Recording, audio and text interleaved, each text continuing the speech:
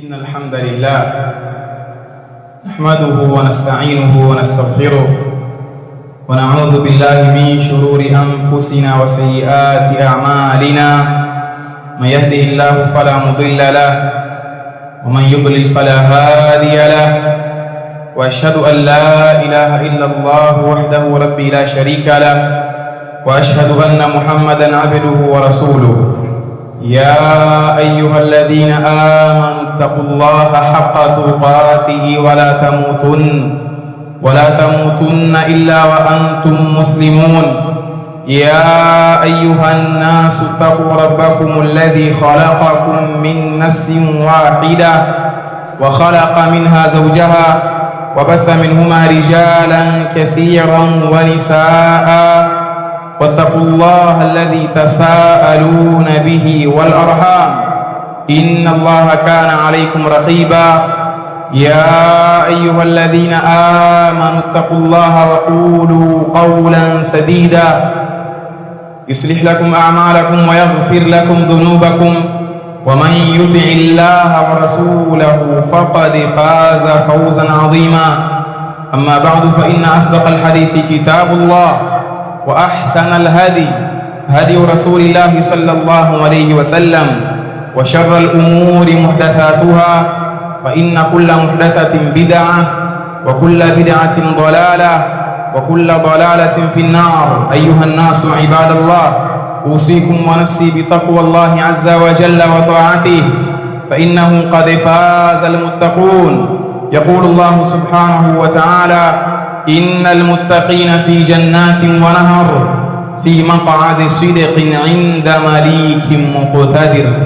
Enyi waja wa Allah, baada ya kumhimidi Allah subhanahu wa ta'ala na ziada za khairi sambamba kumtakia mtume sallallahu alayhi wasallam, kama tulivyoanza mazungumzo yetu katika Ijumaa iliyotangulia, na tukasema kwamba ni unwani ambayo itakuwa na muendelezo kwa munasaba wa umuhimu wake, kadhalika na haja ya jamii kwenye kunako unwani hiyo, na haja ya jamii kwenye kunako maelekezo hayo ambayo tulianza kwenye upande wa chimbuko lake na namna ambavyo hali ilivyokuwa mwanzo, kadhalika baada ya yaliyotokea na kujiri ikabadilika hali. Tuliona katika aljumaa almadhiya namna ambavyo watu walikuwa wapo katika hali ya umoja kwenye upande wa kiitikadi na kwenye upande wa kumpokesha Rabbul Alamin, kadhalika kama alivyolisema hilo jalla fi ulahu ndani ya Qur'ani: kana an-nasu ummatan wahida, watu walikuwa wao wapo katika umma mmoja, kwa maana walikuwa wao wapo katika sheria moja kwenye upande wa kumpokesha Allah subhanahu wa ta'ala. Baada ya yaliyotokea na yaliyojiri, Allah subhanahu wa ta'ala akamtumiliza Nuh alayhi salatu wassalam kama mtume kwa wao, kadhalika awaonye wale ambao wao watakuwa wanamshirikisha Allah subhanahu wa ta'ala, kadhalika na awape bishara ya kheri wale ambao watakuwa wanampwekesha Allah jalla fi ulah. Hili jambo likaendelea hivyo mpaka pindi pale ambapo Allah subhanahu wa ta'ala alikiondosha kile kizazi kwa kukiangamiza kwa maji ambayo yalitokea juu, kadhalika na yalitokea chini ya ardhi. Yote haya tuliyaona ndani ya Ijumaa iliyotangulia. Kwa ufupi tulielezea namna ambavyo ushirikina uliingia katika mgongo wa ardhi baada ya kuwa watu wanampwekesha Allah subhanahu wa ta'ala.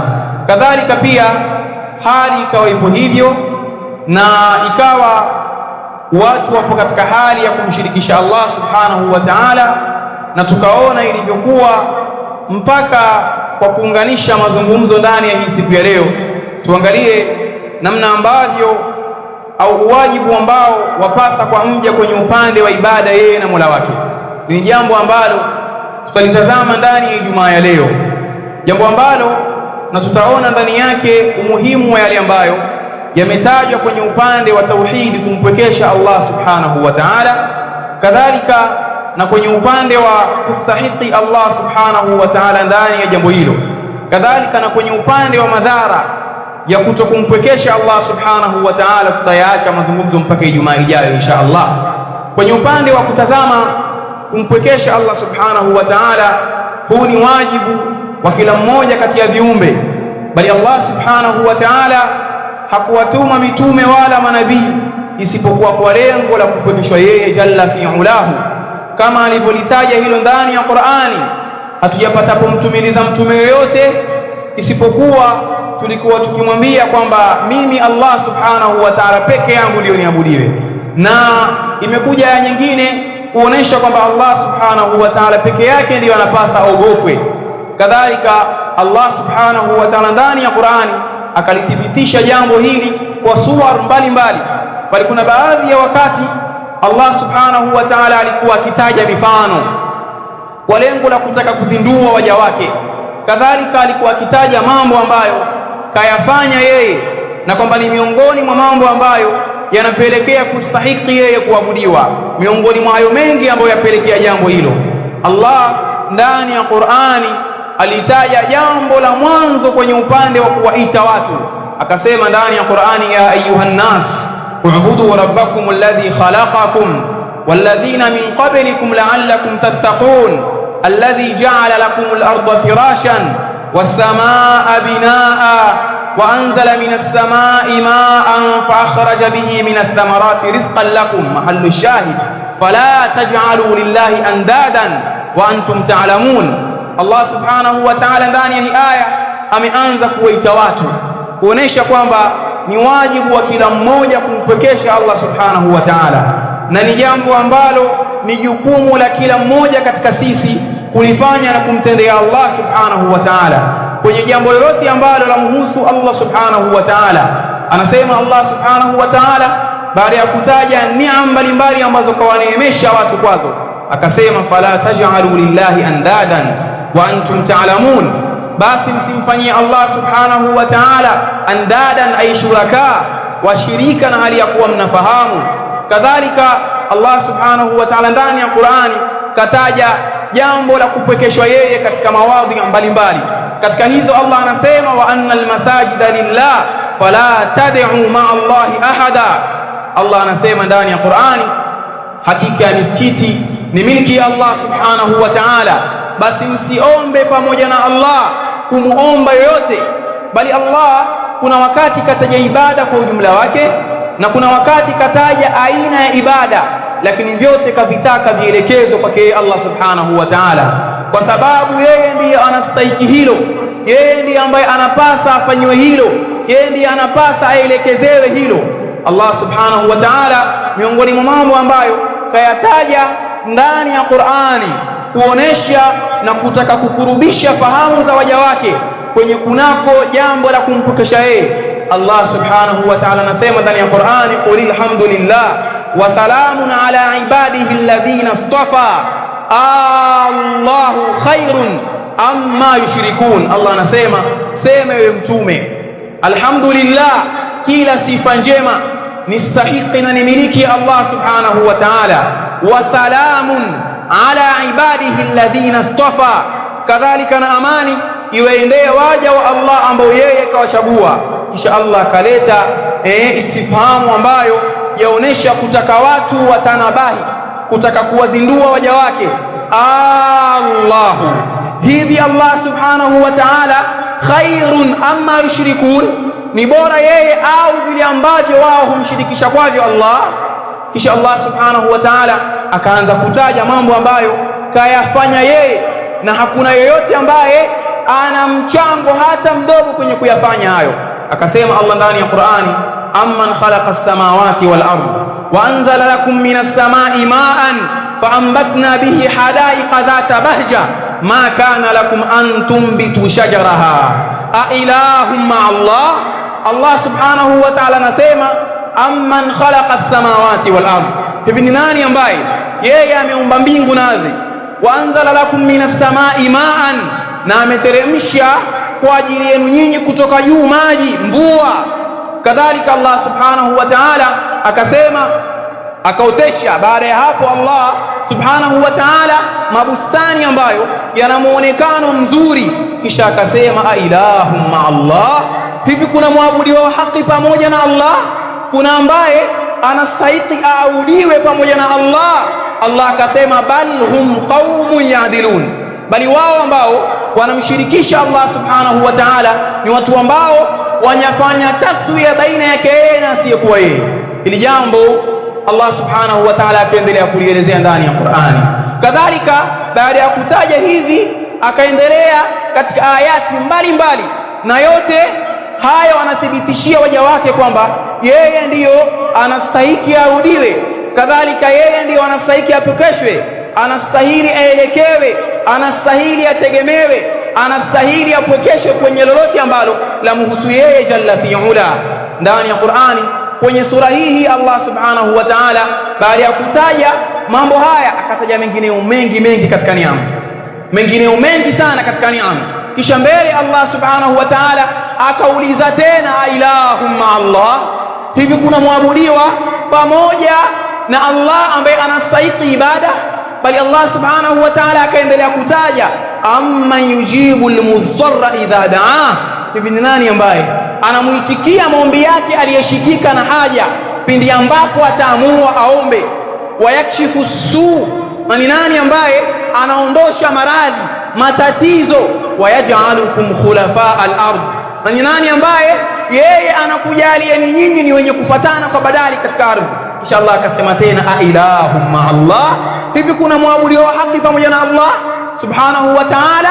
Allah akasema, qalilan ma tadhakkarun, ni kuchache sana kule kuzingatia kwenu, mnazingatia kwa uchache sana. Allah subhanahu wa ta'ala akaendelea kusema, amman yahdikum fi dhulumati albarri walbahr, hivi ni nani ambaye anakuongozeni nyinyi kwenye dhulumati, kwa maana ya shadaid, kwenye shida mbalimbali za bara na baharini? Kadhalika Allah subhanahu wa ta'ala akasema, wa man yursilu riyaha bushran baina yaday rahmati, ni nani ambaye yeye anatumiliza upepo ambao unakuwa na bishara, kisha mbele kuna kuja mvua, kuna kuja hali ambayo inaonyesha kwamba mbele kutakuja mvua. Allah subhanahu wa ta'ala baada ya kuyataja yote hayo akaja akaendelea na kusema tena, ilahum ma Allah, hivi kuna muabudiwa wa haki pamoja na Allah subhanahu wa ta'ala? Kisha akasema, ta'ala Allahu amma yushrikun, katakasika Allah subhanahu wa ta'ala kutokana na yale ambayo wao wanamshirikisha kwayo. Allah akaendelea kusema, amman yabda'ul khalqa thumma yu'idu, hivi ni nani ambaye anaanzisha uumbaji, kuumba jambo kadhalika na hulirejesha hilo jambo? Kadhalika Allah subhanahu wa ta'ala akasema, wa man yarzuqukum minas samai wal ard, ni nani ambaye anakuruzukuni nyinyi riziki zitokazo juu kadhalika na zitokazo chini? Kisha akasema, ilahum ma Allah, hivi kuna muabudiwa wa haki pamoja na Allah? Kisha akasema, kama kutakuwa na wenye hoja, qul hatu burhanakum in kuntum sadiqin, sema Muhammad uambie, toeni hoja zenu ikiwa kweli nyinyi ni wa kweli kwamba kuna anayepasa kuabudiwa pamoja na Allah au aabudiwe peke yake kisha aache Allah subhanahu wa ta'ala. Bali Allah ndani ya Qur'ani kwenye sura nyingine pia kataja mifano mbalimbali na kuonesha kwamba anastahili yeye aabudiwe, na hili jambo walilifahamu hata almushrikuna alawail, washirikina wa mwanzo walikuwa wao wakimshirikisha Allah wanapokuwa katika hali ya raha, ila zikija shida wanaona kwamba hakuna anayeokoa kikweli isipokuwa ni Allah subhanahu wa ta'ala. Allah akataja mfano wao kwenye upande wa safari zao za kibahari. Allah anasema, fa idha rakibu fil fulki da'u Allah mukhlisina lahu din, pindi ambapo wao wanapanda kwenye majahazi, misafara yao, wanakwenda kule wanakwenda huku, wakishaona shida za bahari namna dharuba zinavyoelekea wao, da'u Allah mukhlisina lahu din, wanamuomba Allah hali ya kumtakasia yeye ibada. Falamma najahum ila albarri idahum yushrikun, pindi ambapo Allah anawaokoa wao akawaleta nchi kavu, wanaanza kumshirikisha. Lakini kwenye upande wa shida wanaona kwamba hakuna ambaye anapasa aelekewe zaidi ya Allah subhanahu wa ta'ala. Bali Allah subhanahu wa ta'ala kataja baadhi ya mambo ambayo yanaonesha kwamba pia astahiki yeye kuabudiwa kwenye sura nyingine mbalimbali. Allah subhanahu wa ta'ala anasema, qul man yarzuqukum minas samai wal ard amman yabda'ul khalqa thumma yu'idu wa man yarzuqukum minas samai wal ard. Allah pia anataja tena kwenye sura nyingine kuonesha kwamba ni jambo ambalo anastahili yeye kuabudiwa, ni jambo ambalo lampasa yeye. Bali Allah subhanahu wa ta'ala akajaribu kuwa challenge na kuwapata hadi washirikina, akasema Allah subhanahu wa ta'ala, ya ayuhan nasu duriba mathalun fastami'u lahu, enyi watu kumepigwa mfano kwenu, hebu tegeni sikio na masikio yenu na usikivu wenu usikilize mfano huo. Innal ladhina tad'una min dunillah, hakika ya wale ambao mnaowaomba kinyume na Allah, lan yakhluqu dhubaban, hawawezi hata kuumba nzi, hawawezi achilia mbali mbingu, la nzi, kiumbe ambaye aonekana dhaifu, kiumbe ambaye aonekana duni. Allah subhanahu wa ta'ala anasema wale wanaoabudiwa hawawezi kuumba hata nzi. Kadhalika Allah akasema, wa in yaslubhum adh-dhubabu shay'an la yastanqidhuhu minhu, na ikitokea sasa nzi sasa amechukua jambo na kulipora kutoka kwa wao, hawawezi hata kumzuia asiondoke nalo. Kwa maana nzi akikimbia hawana uwezo na hata malaka ya kumzuia. Allah subhanahu wa ta'ala anaonesha ubaya wa ushirikina na anaonesha ubaya na madhara ya jambo la kutokuabudiwa yeye na kutakasiwa yeye ibada. Kadhalika Allah subhanahu wa ta'ala katika sura nyingine mbalimbali akataja baadhi ya vitu ambavyo ni katika ibada ambazo kazitaja kwamba pia ni milki yake yeye. Kataja at-tawakkul, al-khashya, al-khawf, yote haya Allah kayataja kuonesha ni ibada. Hata kutegemewa apaswa ategemewe yeye Allah, hata kule kuogopwa apasa aogopwe yeye, hofu ambayo ni ya ibada. Allah subhanahu wa ta'ala anasema, fala takhshawun nasa wakhshawun, msiwaogope watu na mniogope mimi. Kadhalika Allah subhanahu wa ta'ala anasema, wa 'ala Allahi fatawakkalu in kuntum mu'minin, hata kutegemea pia tegemeeni kwa Allah tu ikiwa nyinyi ni waumini wa kweli mliokuwa na imani kamili. Na akamtaka mtume wake kwamba ategemee kwake yeye baada ya kumtaka adumu na kumwogopa yeye. Watawakkala 'ala Allah wa kafa billahi wakila, na mtegemee Allah subhanahu wa ta'ala, Allah anatosha kwamba yeye ni msimamizi wa mambo yote. Kadhalika Allah akatoa bishara kwa yule ambaye anamtegemea yeye kwamba yeye atamtosheleza shida zake, atakuwa yeye ni tosha yake.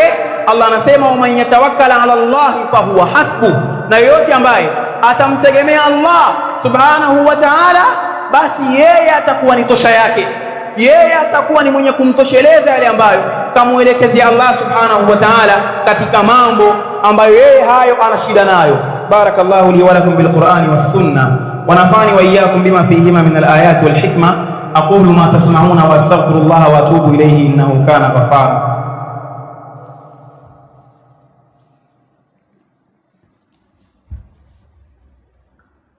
الحمد لله رب العالمين، وصلى الله وسلم على نبينا محمد وآله وأصحابه أجمعين ومن تبعهم بإحسان إلى يوم الدين. أما بعد، أيها الناس وعباد الله، كذلك متوم صلى الله عليه وسلم hili jambo nalo kalitaja kwa sura mbalimbali na kataka wafuasi wake, umma wake huu wampwekeshe Allah subhanahu wa ta'ala, kwa maana si jambo ambalo lilipelekea alinganie Nuhu peke yake kwenye tauhidi, la bali mpaka mtume sallallahu alaihi wasallam alilingania ummati wake. Jambo la mwanzo akawataka wampwekeshe Allah subhanahu wa ta'ala. Kitazama miaka yote 13 ambayo alikaa Maka mtume sallallahu alaihi wasallam, yote yaliyokuwa akielekeza kwa umma wake ni jambo zima la kumpwekesha Allah subhanahu wa ta'ala, bali zikateremka aya za kutokuhofia watu, zikateremka aya za kujikinga kwa Allah kutokamana na shari za watu. Kadhalika zikateremka aya ambazo zaonesha kutokuabudiwa asiyekuwa Allah subhanahu wa ta'ala, na zikateremka aya ambazo zaonesha kwamba hakuna ambaye ni mkusudiwa isipokuwa Allah subhanahu wa ta'ala. Bali walitaka washirikina wa Quraysh, baada ya kuona dawa ya mtume inaanza kuendelea, wakamwambia Muhammad, wewe bwana, kwa hali ambayo imefikia kwa kutaka siku watu wako waabudu pamoja nasi miungu yetu, na kuna siku ambazo tutakuja kuabudia sisi miungu yenu nyinyi, kwa maana tutakuja kumwabudia Allah subhanahu wa ta'ala.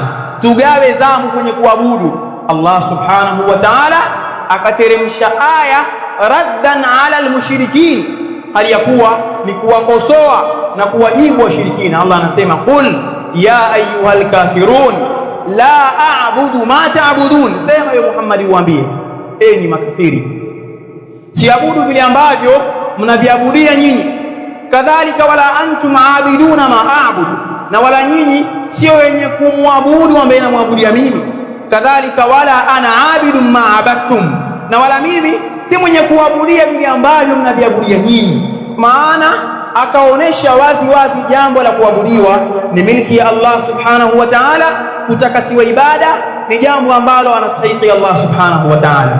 Bali kadhalika pia Allah subhanahu wa ta'ala akaeleza jambo la kule kupwekeka yeye, akaeleza jambo la kwamba yeye ni mmoja. Allah anasema ndani ya Qur'ani, qul huwa Allahu ahad Allahu samad lam yalid wa lam yulad. Allah anasema ndani ya Qur'ani aya ambazo ni maarufa mashhura. Allah anasema kwamba sema Muhammad uambie kwamba Allah subhanahu wa ta'ala yeye ni mmoja. Kadhalika Allah subhanahu wa ta'ala ndiye as-samad, ay as-sayyidu alladhi kamula fi su'dadihi, ndiye bwana ambaye kakamilika kwenye ubwana wake. Allah subhanahu wa ta'ala ndiye mtukufu ambaye kakamilika kwenye utukufu wake, na ndiye mkamilifu ambaye kakamilika kwenye wake ukamilifu, yeye Allah subhanahu wa ta'ala. Kisha kadhalika akaonesha mbele kwamba hakuna chochote ambacho ni mfano wake, hakuna chochote ambacho tashabihiana na Allah subhanahu wa ta'ala, bali mpaka kutaka msaada Mtume sallallahu alaihi wasallam alikuwa akiwafundisha mpaka watoto wakitaka msaada watake msaada kwa Allah subhanahu wa ta'ala, watake wakidhiwe haja na Allah subhanahu wa ta'ala.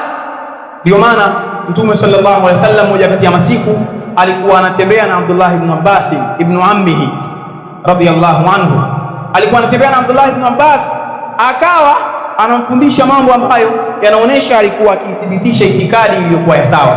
Kadhalika alikuwa akimfundisha jambo la kumtegemea Allah subhanahu wa ta'ala, na alikuwa akimfundisha jambo la kumpwekesha Allah subhanahu wa ta'ala.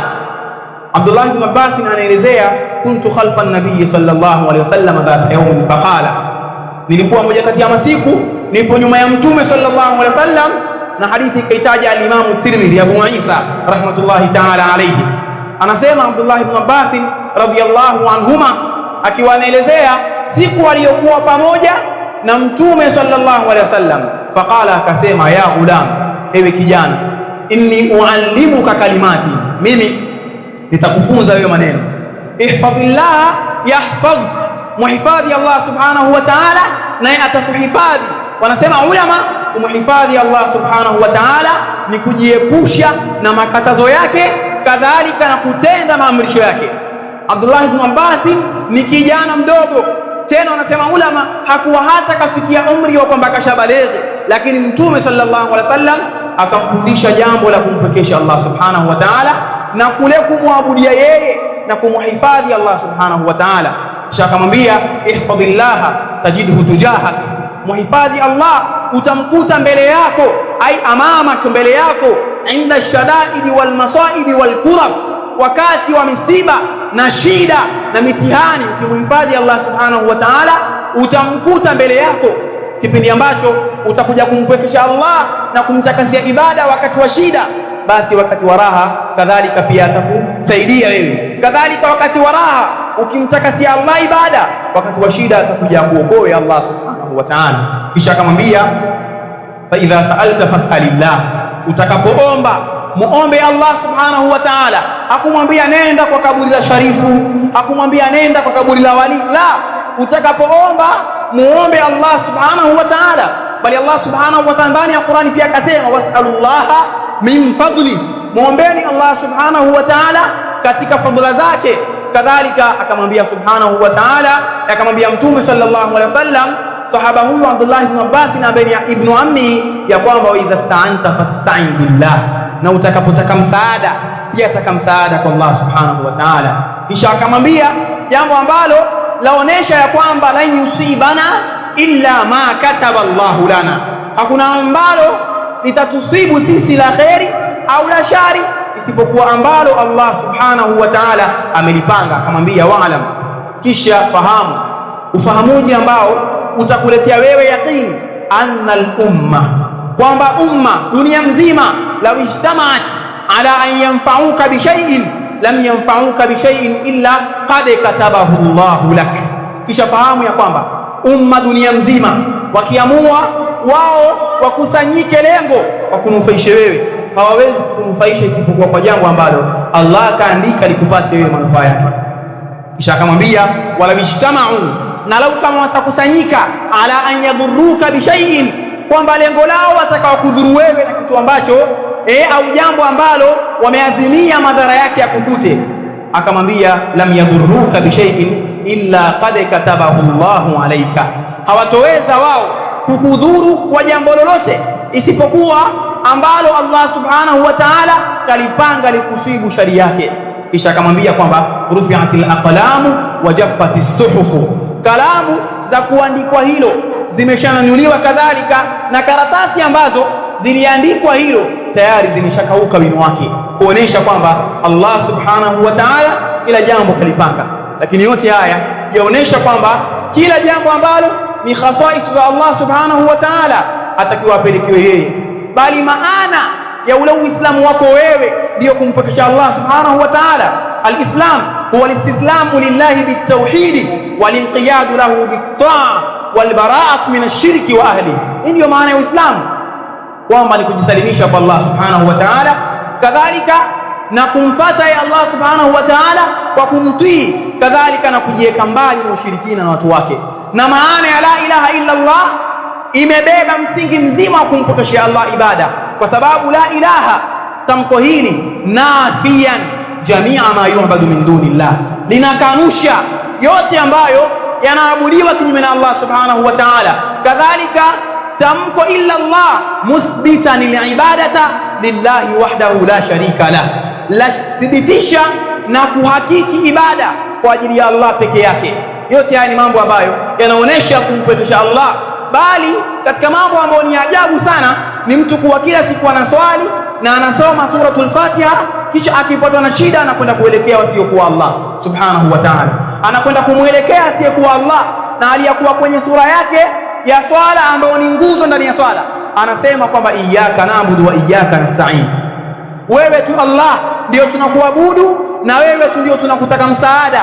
Kisha iweje ukamtegemea asiyekuwa Allah, ukamtaka msaada asiyekuwa Allah, ukamwabudia asiyekuwa Allah, ukamuombe asiyekuwa Allah, kisha kadhalika utegemeze matamanio yako au mategemeo yako ya khairi ya shari kwenye vitu ambavyo la yusmin wala yughni min ju'. Rabbana atina fid dunya hasana wa fil akhirati hasana wa qina adhaban nar.